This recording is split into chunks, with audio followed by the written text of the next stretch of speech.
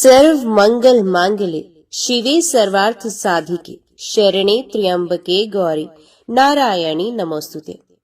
मैं कमल के आसन पर बैठी हुई महिषासुर मर्दिनी माँ भगवती महालक्ष्मी का भजन करती हूँ, जो अपने हाथों में अक्षमाला, फरसा, गदा, बाण, वज्र, पद्म, धनुष, कुंडिका, दंड, शक्ति, खड्ग, ढाल, शंख, घंटा, मधुपात्र, शूल, पाश और चक्र धारण करती हैं, तथा जिनके श्री विग्रह की कांति मूंगे के समान लाल है।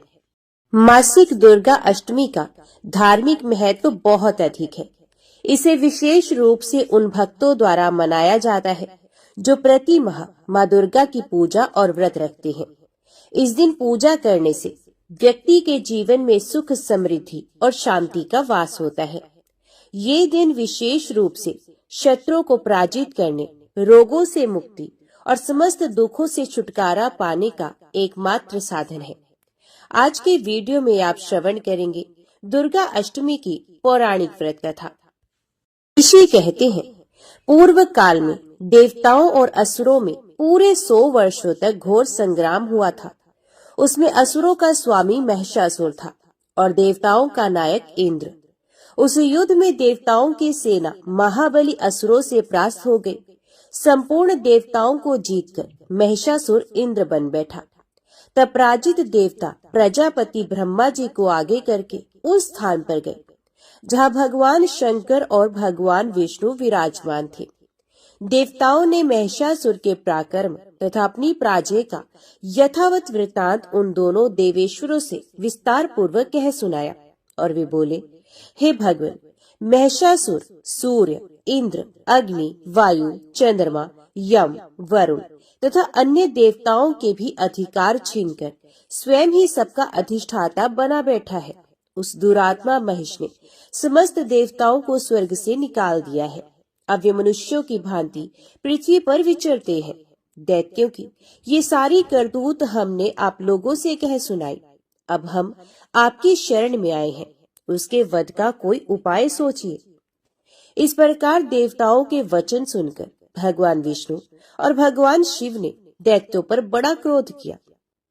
उनकी बोहें तन गई और मुंह टेढ़ा हो गया। तब अत्यंत कोप में भरे हुए चक्रपाणी श्री विष्णु के मुख से एक महान तेज प्रकट हुआ। इसी प्रकार ब्रह्मा, शंकर तथा इंद्र आदि अन्यान्य देवताओं के शरीर से भी बड़ा भारी तेज निकला। वे सब मिलकर एक हो गया। महान तेज का वह पुंज पर्वत सा जान पड़ता था। देवताओं ने देखा, वहां उसकी ज्वालाएं संपूर्ण दिशाओं में व्याप्त हो रही थी। संपूर्ण देवताओं के शरीर से प्रकट हुए उस तेज की कहीं तुलना नहीं थी। एकत्रित होने पर वह एक नारी के रूप में परिणित हो गया और अपने प्रकाश से तीनों लोकों में व्याप्त जान पड़ा। भगवान शंकर का जो तेज था, उससे उस देवी का मुख प्रकट हुआ। यमराज के तेज से उसके सर पे बाल आ गए। भगवान विष्णु के तेज से उसकी भुजाएं प्रकट हुई। चंद्रमा के तेज से दोनों स्तनों का और इंद्र के तेज से मध्य भाग कट प्रदेश का प्रादुर्भाव हुआ। वरुण के तेज से जंघा और पिंडली तथा पृथ्वी के तेज से नितंब भाग प्रकट हुआ। ब्रह्मा जी के तेज से दोनों चरण और सूर्य के तेज से उनकी अंगुलियां प्रकट हुई।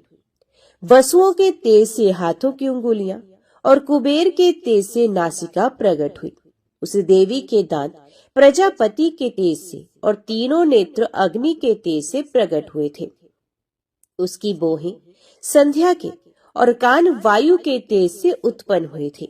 इसी प्रकार अन्यान्य देवताओं के तेज से उस कल्याणकारी देवी का आविर्भाव हुआ। तदंतर समस्त देवताओं के तेज पुंज से प्रकट हुई देवी को देखकर महिषासुर के सताए हुए देवता बहुत प्रसन्न हुए। पिनाकधारी भगवान शंकर ने अपने शूल से एक शूल निकालकर उन्हें दिया। फिर भगवान विष्णु ने भी अपने चक्र से चक्र उत्पन्न करके माँ भगवती को अर्पण किया। वरुण ने भी शंख भेंट किया। अग्नि ने उन्हें शक्ति दी और वायु ने धनुष तथा बाण से भरे हुए 2 तरकस प्रदान किए। सहस्र नेत्रों वाले देवराज इंद्र ने अपने वज्र से एक वज्र उत्पन्न करके दिया और ऐरावत हाथी से उतारकर एक घंटा भी प्रदान किया।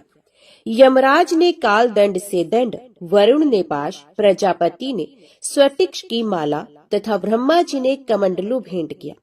सूर्य ने देवी के समस्त रोमकूपों में अपनी किरणों का तेज भर दिया। काल ने उन्हें चमकती हुई ढाल और तलवार दी। क्षीर समुद्र ने उज्जवल हार तथा कभी जीर्ण न होने वाले 2 दिव्य वस्त्र भेंट किए।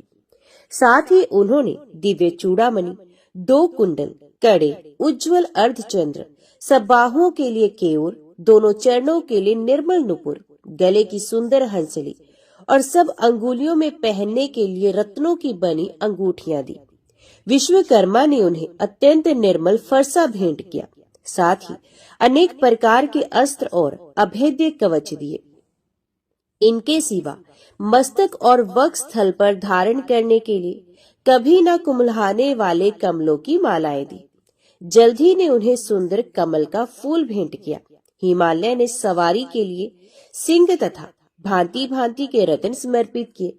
धन अध्यक्ष कुबेर ने मधु से भरा पान पात्र दिया तथा संपूर्ण नागों के राजा शेष ने, जो इस पृथ्वी को धारण करते हैं, उन्हें बहुमूल्य मणियों से विभूषित नागहार भेंट किया। इसी प्रकार अन्य देवताओं ने भी आभूषण और अस्त्र शस्त्र देकर देवी का सम्मान किया। तत्पश्चात उन्होंने बारंबार अट्टाहस पूर्वक उच्च स्वर से गर्जना की।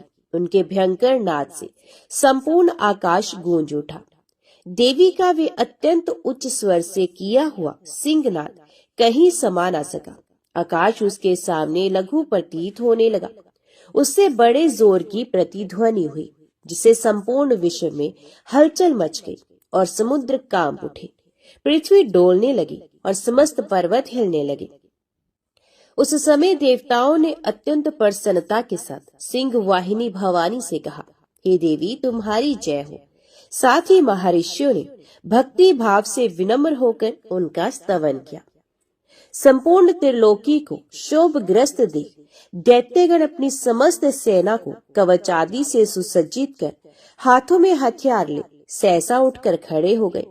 उस समय महिषासुर ने बड़े क्रोध में आकर कहा, आह, ये क्या हो रहा है। फिर वे संपूर्ण असुरों से घिरकर उस सिंहनाद की ओर लक्ष्य करके दौड़ा और आगे पहुंचकर उसने देवी को देखा, जो अपनी प्रभा से तीनों लोगों को प्रकाशित कर रही थी। उनके चरणों के भार से पृथ्वी दबी जा रही थी। माथे के मुकुट से आकाश में रेखा सी खींच रही थी तथा वे अपने धनुष की टंकार से 7 पातालों को शुद्ध किए देती थी। देवी अपनी 1000 भुजाओं से संपूर्ण दिशाओं को आच्छादित करके खड़ी थी। तुरंत उनके साथ दैत्यों का युद्ध छिड़ गया। नाना प्रकार के अस्त्र शस्त्रों के प्रहार से संपूर्ण दिशाएं उद्भासित होने लगी। चिक्षुर नामक महान असुर महिषासुर का सेना नायक था। वह देवी के साथ युद्ध करने लगा। अन्य दैत्यों की चतुरंगिणी सेना साथ लेकर चामर भी लड़ने लगा। 60,000 रथियों के साथ आकर उदगर नामक महादैत्य ने लोहा लिया। 1 करोड़ रथियों को साथ लेकर महाहनु नामक दैत्य युद्ध करने लगा, जिसके रोए तलवार के समान तीखे थे। व्यासी लोमा नाम का महादैत्य 5 करोड़ रथी सैनिकों सहित युद्ध में आ डटा।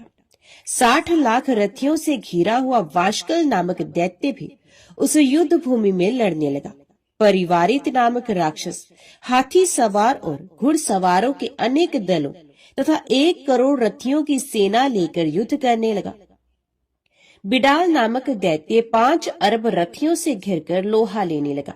इनके अतिरिक्त और भी हजारों महादैत्य रथ, हाथी और घोड़ों की सेना साथ लेकर वहां देवी के साथ युद्ध करने लगे। स्वयं महिषासुर उस रणभूमि में कोटि कोटि सहस्र रथ, हाथी और घोड़ों की सेना से घिरा हुआ खड़ा था। वे दैत्य देवी के साथ तोमर, भिंदीपाल, शक्ति, मूसल, खड़ग, परशु और पटिश आदि अस्त्र शस्त्रों का प्रहार करते हुए युद्ध कर रहे थे। कुछ दैत्यों ने उन पर शक्ति का प्रहार किया, कुछ लोगों ने पाश फेंके तथा कुछ दूसरे दैत्यों ने खड्ग प्रहार करके देवी को मार डालने का उद्योग किया। देवी ने भी क्रोध में भरकर खेल खेल में ही अपने अस्त्र शस्त्रों की वर्षा करके दैत्यों के वे समस्त अस्त्र शस्त्र काट डाले। उनके मुख पर परिश्रम या थकावट का रंच मात्र भी चिन्ह नहीं था। देवता और ऋषि उनकी स्तुति कर रहे थे और वे भगवती परमेश्वरी दैत्यों के शरीरों पर अस्त्र शस्त्रों की वर्षा करती रही। देवी का वाहन वह सिंह भी क्रोध में भरकर गर्दन के बालों को हिलाता हुआ असुरों की सेना में इस प्रकार विचरने लगा, मानो वनों में दावा नल फैल रहा हो। रणभूमि में दैत्यों के साथ युद्ध करती हुई देवी अंबिका ने जितने निश्वास छोड़े वे सभी तत्काल सैकड़ों हजारों गणों के रूप में प्रकट हो गए और परशु, भेंदीपाल, खड्ग तथा पटेश आदि अस्त्रों द्वारा असुरों का सामना करने लगे। देवी की शक्ति से बड़े हुए वे गण असुरों का नाश करते हुए नगाड़ा और शंख आदि बजाने लगे। उस संग्राम महोत्सव में कितने ही गण मृदंग बजा रहे थे। तदंतर देवी ने त्रिशूल से, गदा से, शक्ति की वर्षा से और खड्ग आदि से सैकड़ों महादैत्यों का संहार कर डाला। कितनों को घंटे के भयंकर नाद से मूर्छित करके मार गिराया।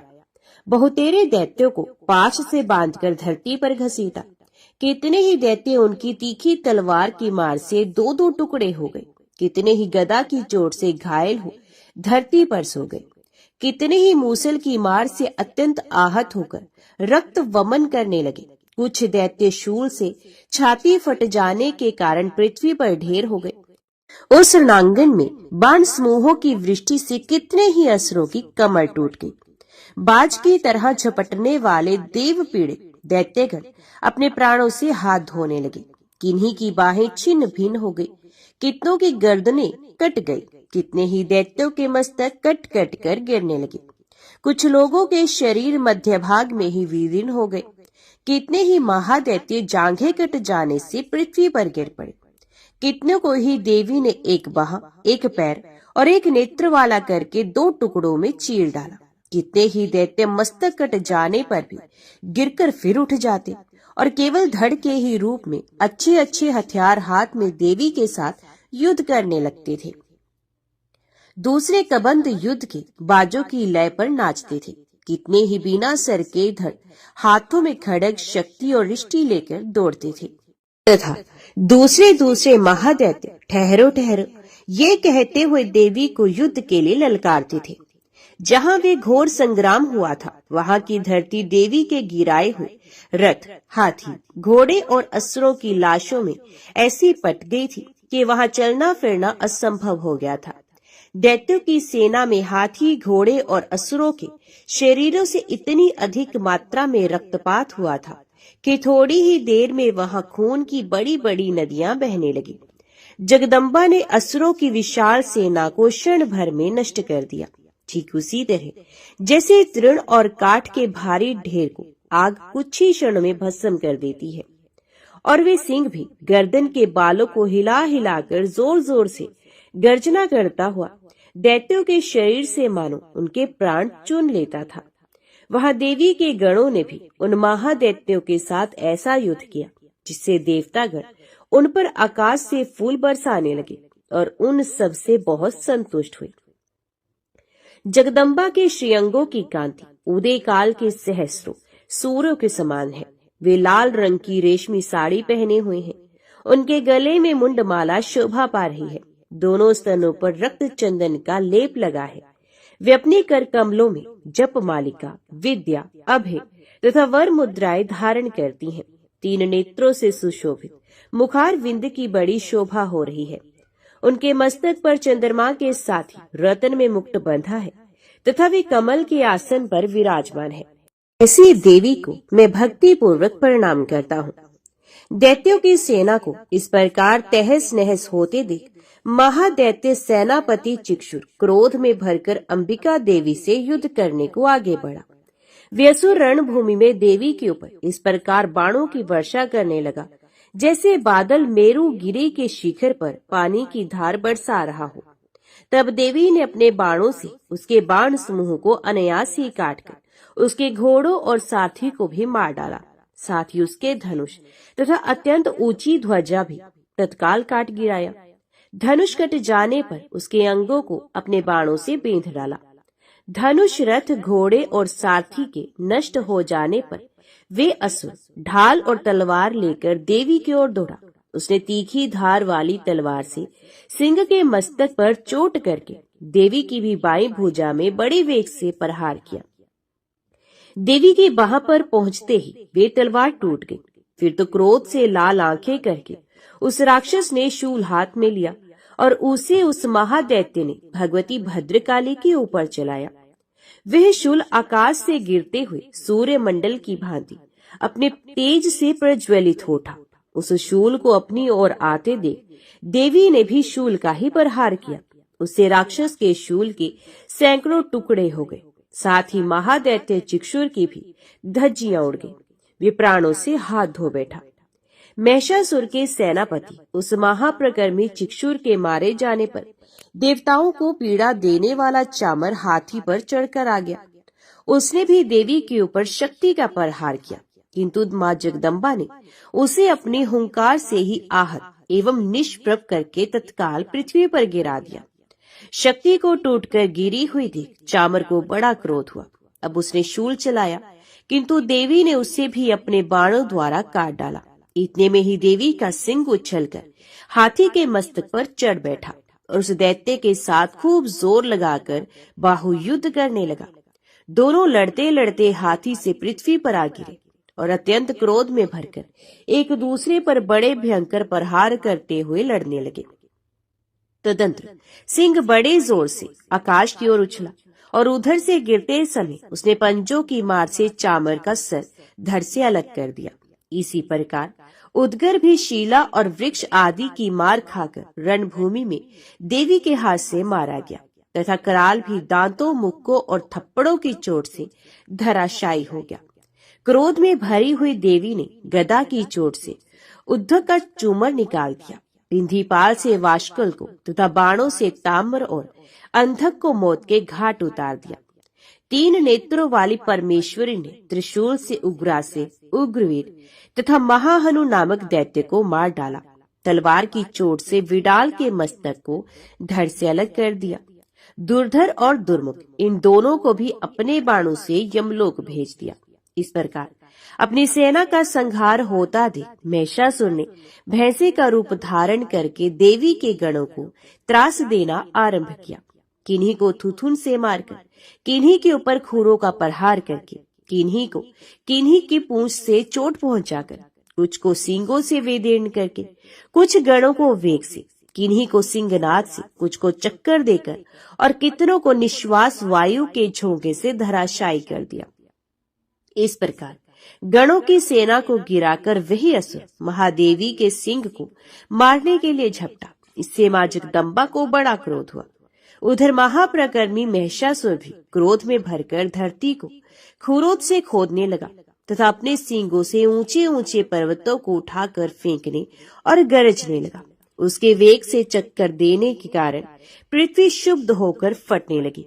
उसकी पूंछ से टकराकर समुद्र सबोर से धरती को डुबोने लगा।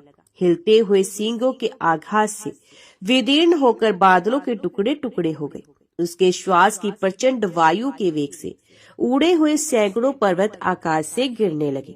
इस प्रकार क्रोध में भरे हुए उस महादैत्य को अपनी ओर आते देख देवी चंडिका ने उसका वध करने के लिए महान क्रोध किया। उन्होंने पाश फेंक कर उस महान असुर को बांध लिया। उस महासंग्राम में बंध जाने पर उसने भैंसे का रूप त्याग दिया और तत्काल सिंह के रूप में वह प्रकट हो गया। उस अवस्था में जगदम्बा ज्यों ही उसका मस्तक काटने को उद्यत हुई, त्यों ही वे खड्गधारी पुरुष के रूप में दिखाई देने लगा। तब देवी ने तुरंत ही बाणों की वर्षा करके ढाल और तलवार के साथ उस पुरुष को भी बेंध डाला। इतने में ही वे महान गजराज के रूप में परिणित हो गया तथा अपनी सूंड से देवी के विशाल सिंह को खींचने और गरजने लगा। खींचते समय देवी ने तलवार से उसकी सूंड काट डाली। तब उस महादैत्य ने पुनः भैंसे का रूप धारण कर लिया और पहले की ही भांति चराचर प्राणियों सहित तीनों लोकों को व्याकुल करने लगा। तब क्रोध में भरी हुई जगत माता चंडिका बारंबार उत्तम मधु का पान करने और लाल आंखें करके हंसने लगी।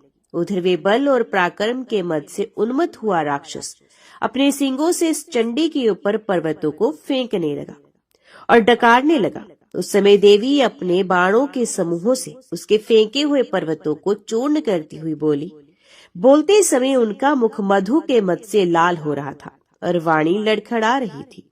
देवी ने कहा, अरे ओ मूर्ख, मैं जब तक मधु पीती हूँ तब तक तू क्षण भर के लिए खूब गरज ले। मेरे हाथ से यही तेरी मृत्यु हो जाने पर जब शीघ्र ही देवता भी गर्जना करेंगे। ऋषि कहते हैं, योग कहकर देवी उछली और महादैत्य के ऊपर चढ़ गई। फिर अपने पैर से उसे दबाकर उन्होंने शूल से उसके कंठ में आघात किया। उनके पैर से दबा होने पर भी महिषासुर अपने मुख से दूसरे रूप में बाहर आने लगा। अभी आधे शरीर से ही वे बाहर निकलने पाया था कि देवी ने अपने प्रभाव से उसे रोक दिया। आधा निकला होने पर भी वे महादैत्य देवी से युद्ध करने लगा। तब देवी ने बहुत बड़ी तलवार से उसका मस्तक काट गिराया। फिर तो हाहाकार करती हुई दैत्यों की सारी सेना भाग गई तथा संपूर्ण देवता अत्यंत प्रसन्न हो गए। देवताओं ने दिव्य महर्षियों के साथ दुर्गा देवी का स्तवन किया। गंधर्वराज गान करने लगे तथा अप्सराएं नृत्य करने लगी। सिद्धि की इच्छा रखने वाले पुरुष जिनकी सेवा करते हैं तथा देवता जिन्हें सब ओर से घेरे रहते हैं, उन जया नाम वाली दुर्गा देवी का ध्यान करें। उनके श्रीअंगों की आभा काले मेघ के समान श्याम है। अपने कटाक्षों से शत्रु समूह को भय प्रदान करती है। उनके मस्तक पर आबद्ध चंद्रमा की रेखा शोभा पाती है।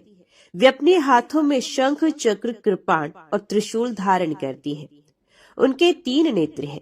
वे सिंह के कंधे पर चढ़ी हुई हैं और अपने तेज से तीनों लोकों को परिपूर्ण कर रही हैं। अत्यंत पराक्रमी दुरात्मा महिषासुर तथा उसकी दैत्य सेना की देवी के हाथ से मारे जाने पर इंद्र आदि देवता प्रणाम के लिए गर्दन तथा कंधे झुकाकर उन देवी भगवती दुर्गा का उत्तम वचनों द्वारा स्तवन करने लगे। उस समय उनके सुंदर अंगों में अत्यंत हर्ष के कारण रोमांच हो आया था। देवता बोले, संपूर्ण देवताओं की शक्ति का समुदाय ही जिनका स्वरूप है तथा जिन देवी ने अपनी शक्ति से संपूर्ण जगत को व्याप्त कर रखा है, समस्त देवताओं और महर्षियों की पूजनीय जगदम्बा को हम भक्ति पूर्वक नमस्कार करते हैं। वे हम लोगों का कल्याण करें। जिनके अनुपम प्रभाव और बल का वर्णन करने में भगवान शेषनाग और ब्रह्मा जी तथा महादेव जी भी समर्थ नहीं है। ये भगवती चंडिका संपूर्ण जगत का पालन एवं अशुभ भय का नाश करने का विचार करें। जो पुण्य आत्माओं के घरों में स्वयं ही लक्ष्मी रूप से, पापियों के यहाँ दरिद्रता रूप से, शुद्ध अंतकरण वाले पुरुषों के हृदय में बुद्धि रूप से, सत्पुरुषों में श्रद्धा रूप से तथा कुलीन मनुष्य में लज्जा रूप से निवास करती हैं, उन आप भगवती दुर्गा को हम नमस्कार करते हैं।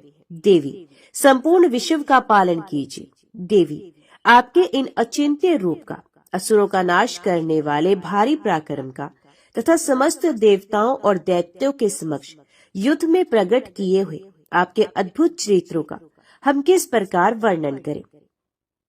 अब संपूर्ण जगत की उत्पत्ति में कारण है। आप में सत्वगुण, रजोगुण और तमोगुण, ये तीनों गुण मौजूद हैं, तो भी दोषों के साथ आपका संसर्ग नहीं जान पड़ता। भगवान विष्णु और महादेव जी आदि देवता भी आपका पार नहीं पाते। आप ही सबका आश्रय है। ये समस्त जगत आपका अंशभूत है, क्योंकि आप सबकी आदिभूत अव्याकृता प्राप्त करती हैं। देवी, संपूर्ण यज्ञों में जिसके उच्चारण से सब देवता तृप्ति लाभ करते हैं, वे स्वाहा आप ही हैं। इसके अतिरिक्त आप पितरों की भी तृप्ति का कारण है। अतएव सब लोग आपको स्वधा भी कहते हैं। देवी, जो मोक्ष की प्राप्ति का साधन है, अचिंत्य महाव्रत स्वरूपा है, समस्त दोषों से रहित जितेंद्र तत्व को ही सार वस्तु मानने वाले तथा मोक्ष की अभिलाषा रखने वाले मुनिजन जिसका अभ्यास करते हैं, वे भगवती परा विद्या आप ही है। आप शब्द स्वरूपा है। अत्यंत निर्मल ऋग्वेद, यजुर्वेद तथा उद्गीत के मनोहर पदों के पाठ से युक्त सामवेद का भी आधार आप ही है। आप देवी, त्रय, तीनों वेद और भगवती 6 ऐश्वर्यों से युक्त है। इस विश्व की उत्पत्ति एवं पालन के लिए आप ही वार्ता, खेती एवं आजीविका के रूप में प्रकट हुई हैं। आप संपूर्ण जगत की घोर पीड़ा का नाश करने वाली हैं। देवी, जिसे समस्त शास्त्रों के सार का ज्ञान होता है, वे मेधा शक्ति आप ही है। दुर्गम भवसागर से पार उतारने वाली नौका रूप दुर्गा देवी भी आप ही है। आपकी कहीं भी आसक्ति नहीं है। कैटभ के शत्रु भगवान विष्णु के वक्ष स्थल में एकमात्र निवास करने वाली भगवती लक्ष्मी तथा भगवान चंद्रशेखर द्वारा सम्मानित देवी गौरी भी आप ही है।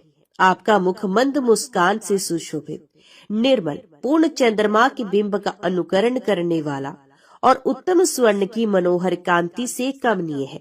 तो भी उसे देखकर महिषासुर को क्रोध हुआ और सहसा उसने उस पर प्रहार कर दिया। ये बड़े आश्चर्य की बात है। देवी, वही मुख जब क्रोध से युक्त होने पर उदय काल के चंद्रमा की भांति लाल और तनी हुई बोहों के कारण विकराल हो उठा, तब उसे देखकर जो महिषासुर के प्राण तुरंत नहीं निकल गए, वे उससे भी बढ़कर आश्चर्य की बात है। क्योंकि क्रोध में भरे हुए यमराज को देखकर भला कौन जीवित रह सकता है। देवी, आप प्रसन्न हो। परमात्मा स्वरूप आपके प्रसन्न होने पर जगत का भी उदय होता है और क्रोध में भर जाने पर आप तत्काल ही कितने कुलों का सर्वनाश कर डालती हैं। ये बात अभी अनुभव में आई है, क्योंकि महिषासुर की ये विशाल सेना क्षण भर में आपके कोप से नष्ट हो गई है। सदा अभय उदय प्रदान करने वाली आप जिन पर प्रसन्न रहती हैं, वही देश में सम्मानित है। उन्हीं को धन और यश की प्राप्ति होती है। उन्हीं का धर्म कभी शिथिल नहीं होता तथा वे ही अपने रिष्ट पुष्ट स्त्री पुत्र और भृत्यों के साथ धन्य माने जाते हैं। देवी, आपकी ही कृपा से पुण्य आत्मा पुरुष प्रतिदिन अत्यंत श्रद्धा पूर्वक सदा सब प्रकार के धर्म अनुकूल कर्म करता है और उसके प्रभाव से स्वर्गलोक में जाता है। इसलिए आप तीनों लोकों में निश्चय ही मनोवांछित फल देने वाली है। माँ दुर्गे, आप स्मरण करने पर सब प्राणियों का भय हर लेती हैं और स्वस्थ पुरुषों द्वारा चिंतन करने पर उन्हें परम कल्याणमयी बुद्धि प्रदान करती हैं। दुख, दरिद्रता और भय हरने वाली देवी, आपके सिवा दूसरी कौन है जिसका चित्त सबका उपकार करने के लिए सदा ही व्याद्र रहता हो। देवी, इन राक्षसों के मरने से संसार को सुख मिले तथा ये राक्षस चिरकाल तक नरक में रहने के लिए भले ही पाप करते हो, इस समय संग्राम में मृत्यु को प्राप्त होकर स्वर्गलोक में जाए, निश्चय ही यही सोचकर आप शत्रुओं का वध करती हैं। आप शत्रुओं पर शस्त्रों का प्रहार क्यों करती हैं? समस्त अस्त्रों को दृष्टिपात मात्र से ही भस्म क्यों नहीं कर देती? इसमें एक रहस्य है। ये शत्रु भी हमारे शस्त्रों से पवित्र होकर उत्तम लोकों में जाए, इस प्रकार उनके प्रति भी आपका विचार अत्यंत उत्तम रहता है। खड़ग के तेज पुंज की भयंकर दीप्ति से तथा आपके त्रिशूल के अग्रभाग की घनीभूत प्रभा से चौंधियाकर जो अस्त्रों की आंखें फूट रही गई, उसमें कारण यही था कि ये मनोहर रश्मियों से चंद्रमा के समान आनंद प्रदान करने वाले आपके सुंदर मुख का दर्शन करते थे। देवी, आपका शील दुराचारियों के बुरे बर्ताव को दूर करने वाला है। साथ ही ये रूप ऐसा है जो कभी चिंतन में नहीं आ सकता और जिसकी कभी दूसरों से तुलना भी नहीं की जा सकती, तथा आपका बल और पराक्रम तो उन दैत्यों का भी नाश करने वाला है जो कभी देवताओं के पराक्रम को भी नष्ट कर चुके थे। इस प्रकार आपने शत्रुओं पर भी अपनी दया ही प्रकट की है। वरदायिनी देवी, आपके इस पराक्रम की किसके साथ तुलना हो सकती है? तथा शत्रु को भय देने वाले एवं अत्यंत मनोहर ऐसा रूप ही आपके सिवा और कहाँ है? हृदय में कृपा और युद्ध में निष्ठुरता, ये दोनों बातें तीनों लोगों के भीतर केवल आप में ही देखी गई हैं। माता, आपने शत्रुओं का नाश करके समस्त त्रिलोकी की रक्षा की है। उन शत्रुओं को भी युद्ध भूमि में मारकर स्वर्गलोक में पहुंचाया है तथा उन्मत्त दैत्यों से प्राप्त होने वाले हम लोगों के भय को भी दूर कर दिया है। आपको हमारा नमस्कार है। देवी, आप शूल से हमारी रक्षा करें, अंबिके खड्ग से भी हमारी रक्षा करें तथा घंटा की ध्वनि और धनुष की टंकार से भी आप हम लोगों की रक्षा करें। चंडिके, पूर्व, पश्चिम और दक्षिण दिशा में आप हमारी रक्षा करें तथा हे ईश्वरी, अपने त्रिशूल को घुमाकर आप उत्तर दिशा में भी हमारी रक्षा करें। तीनों लोकों में आपके जो परम सुंदर एवं अत्यंत भयंकर रूप विचरते रहते हैं, उनके द्वारा भी आप हमारी तथा इस भूलोक की रक्षा करें। हे अंबिके, आपके कर पल्लवों में शोभा पाने वाले खड़ग, शूल और गदा आदि जो अस्त्र हों, उन सबके द्वारा आप सब ओर से हम लोगों की रक्षा करें। इस प्रकार जब देवताओं ने जगत माता दुर्गा की स्तुति की और नंदन वन के दिव्य पुष्पों और गंध चंदन आदि के द्वारा उनका पूजन किया, फिर सबने मिलकर जब भक्ति पूर्वक दिव्य धूपों की सुगंध निवेदन की, देवी ने प्रसन्न वंदन होकर प्रणाम करते हुए सब देवताओं ने कहा।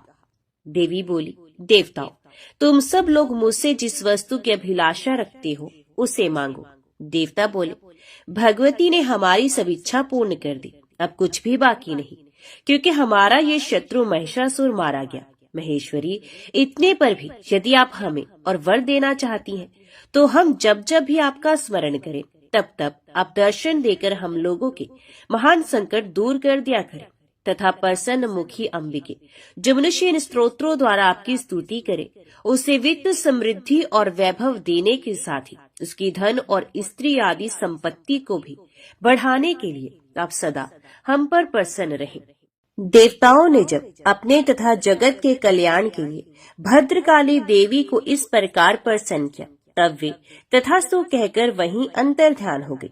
जय माँ भगवती, जय माँ दुर्गा। आज की वीडियो में इतना ही। उम्मीद करती हूँ वीडियो आपको पसंद आई होगी। वीडियो पसंद आई हो तो वीडियो को लाइक और चैनल को सब्सक्राइब जरूर कीजिएगा। जय माता दी लिखकर कमेंट बॉक्स में अपनी हाजिरी और अपने सुझाव देना ना भूलिएगा।